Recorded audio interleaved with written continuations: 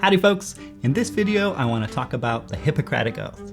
The Hippocratic Oath is the most famous oath in medicine, and it's special for bioethicists because it's really the first instance of bioethics or medical ethics that we have documented in the West. It was written sometime around 4th century BCE, and people still talk about the Hippocratic Oath. They still appeal to it as a guide to how physicians should act. It's useful then to take a look at it in detail, to go through it part by part and assess, is it actually a good ethical document? Let's dig in.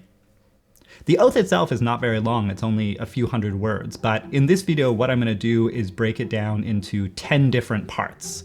These are my own kind of way of splitting it up, so there's not, you won't find these like 10 distinctions elsewhere, but I'm going to read through part by part and then tell you what I think. So the oath begins as follows. I swear by Apollo the physician, and Asclepius, and Hygeia, and Panacea, and all the gods and goddesses as my witnesses, that, according to my ability and judgment, I will keep this oath and this contract. So already this is like kind of a weird start for modern day physicians if they were swearing to these ancient Greek gods and goddesses. But okay, fine, like, no problem. It's we can move on. Part 1. To hold him who taught me this art equally dear to me as my parents, to be a partner in life with him, and to fulfill his needs when required. So this first part is coming on pretty strong. It's saying that the person who teaches you medicine, that you should hold him equally dear as you hold your parents. So you should like really be looking up to this guy. You should be a partner in life with him, and you should fulfill his needs when required. I don't think most physicians do this now. If you're in medical school, please go tell your resident or the attending that you want to be a partner in life with them and see what they say. Number 2. To look upon his offspring as equals to my own siblings, and to teach them this art, if they shall wish to learn it without fee or contract. So the oath is saying here that the person who's teaching you medicine, that you should look at that person's children as they're your own siblings, and that you have to teach them without charging them any fee. So Hippocrates was all about that legacy admission stuff, that you should get this kind of free ride if you're related to the person. Number 3. And that by the set rules, lectures, and every other mode of instruction, I will impart a knowledge of the art to my own sons and those of my teachers, and to students bound by this contract, and having sworn this oath to the law of medicine, but to no others. The oath is saying that once you learn this stuff, that you will teach other people who have taken the Hippocratic Oath, but you should not tell anybody else. Now, this is like, kind of fine, like that you shouldn't just like give away medical information, like teach people how to do surgeries or something online, that could lead to bad results. But on the other hand, if we like take it seriously or take it literally at what it's saying, that you shouldn't give out any medical information. So Dr. Mike, you are breaking the Hippocratic Oath. You should not be telling people about medicine. There should be like no instructional videos about how to treat your whatever issues you have that we can access. So I think that the oath is kind of making a mistake on this point if we interpret it literally. Number 4. I will use those dietary regimens which will benefit my patients according to my greatest ability and judgment, and I will do no harm or injustice to them. So at the time that the ancient Greeks were practicing medicine, what they knew about medicine was obviously much more restricted than it is now. But it's an interesting kind of focus on dietary regimens that physicians, of course, don't really think about dietary regimens as the focus of their practice now. They think about drugs, and they think about different procedures or different kinds of interventions. So that part is like kind of like focusing on the wrong thing. I think the most interesting part of this clause, though, is that it tacks on, after it mentions kind of benefiting patients using dietary regimens, then it says, I will do no harm or injustice to them. When you think about the Hippocratic Oath, or if you've heard of the Hippocratic Oath before, the thing you probably have heard of is the phrase, first do no harm. Now that phrase itself is actually not in the Hippocratic Oath anywhere. It was added on sometime in the 19th century, so like way after the Hippocratic Oath was originally written. But this part is interesting because it tacks on it tacks on do no harm or injustice as kind of like an afterthought after mentioning benefit. So it's an interesting kind of subclause. And if we think about it in terms of kind of priority, this is number 4, like part 2 of number 4. So Hippocrates doesn't seem to have been thinking about that this was like the most important thing. Doesn't say first do no harm.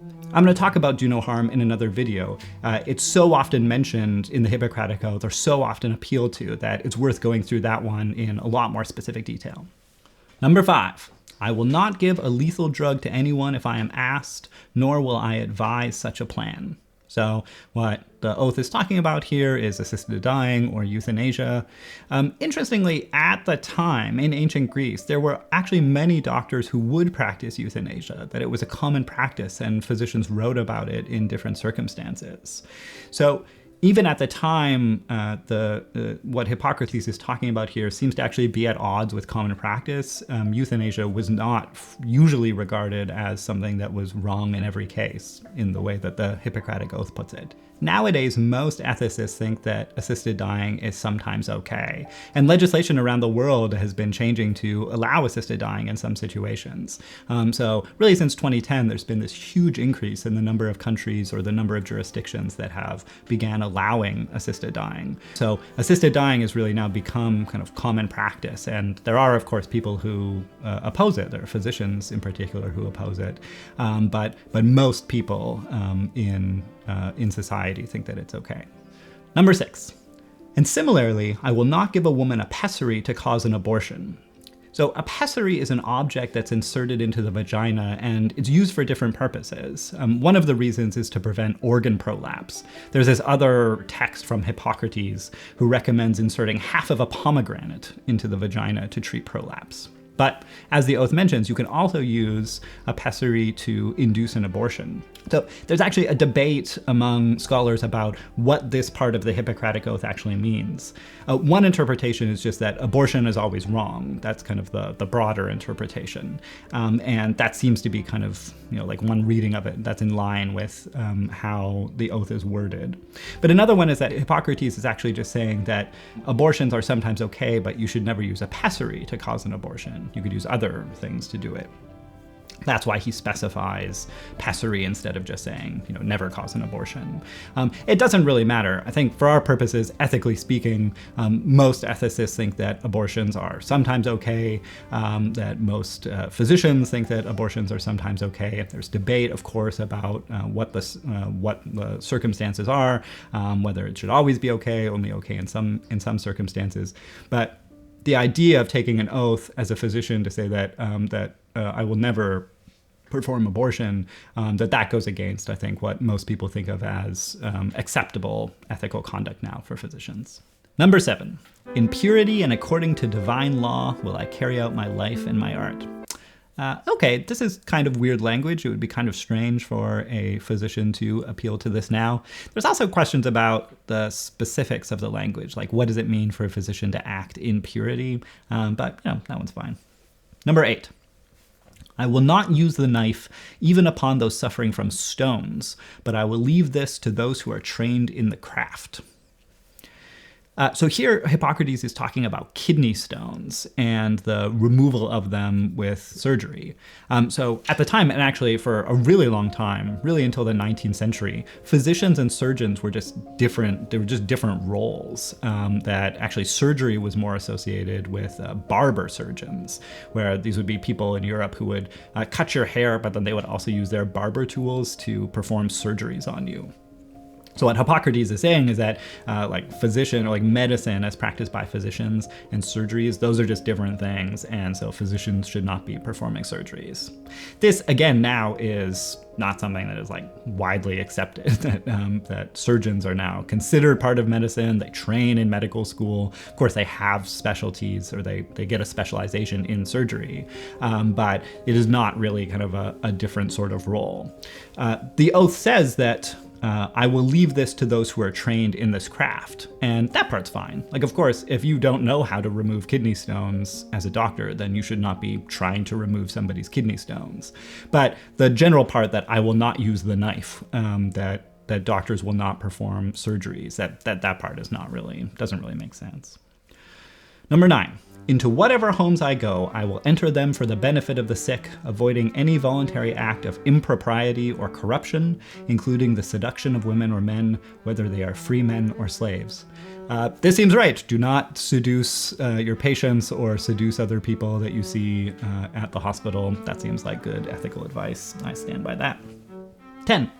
Whatever I see or hear in the lives of my patients, whether in connection with my professional practice or not, which ought not to be spoken of outside, I will keep secret, as considering all such things to be private. This, I think, is actually the strongest part of the Hippocratic Oath. What it's talking about here is confidentiality. The idea that whatever that you encounter as a physician, the medical issues with your patient or other things that you come across, that you will keep that a secret unless there is a very good reason to break confidentiality. And this is basically actually kind of exactly what Hippocrates is advocating for. He doesn't tell us when it would be appropriate to break confidentiality, but the idea that the default should be to keep patient information confidential, that is absolutely ethically correct. Then the oath finishes. So long as I maintain this oath faithfully and without corruption, may it be granted to me to partake of life fully in the practice of my art, gaining the respect of all men for all time. However, should I transgress this oath and violate it, may the opposite be my fate. So taking stock of the oath overall, if we consider each of the 10 different points that it makes, I think that almost all of them we would want to reject. It's not something that we would endorse now. There are some good points in the oath. I think that the idea, not so much about food regimens, but obviously the part about causing people benefit and not harming them or causing them injustice. I think that one we would want to keep. The idea of not seducing people, like fine, I don't think we'd have that as like a major point in a new oath if we were to make one, but it's a nice point to mention. And then I think that the best part about the oath is the idea of confidentiality. So that's 3 of the 10. I think everything else is stuff that is just plainly ethically mistaken. I think that the point about abortion, I think the point about that you can't charge people to be trained or that you have to treat them like your parents, I think all that stuff is either just obviously false or just stuff that doesn't really apply in modern times. So overall, I think that the Hippocratic Oath is just not actually that impressive. It's useful as a historical document to study, but I think that the way that physicians so often appeal to it is a mistake. When they're appealing to it, they're often thinking about first do no harm, which doesn't even appear in the original Hippocratic Oath. So I think that the Hippocratic Oath is better treated as an interesting historical document, but not something that we should follow as an ethical guide. Thank you everybody for watching this video. Please like and subscribe, and I'll see you in the next one.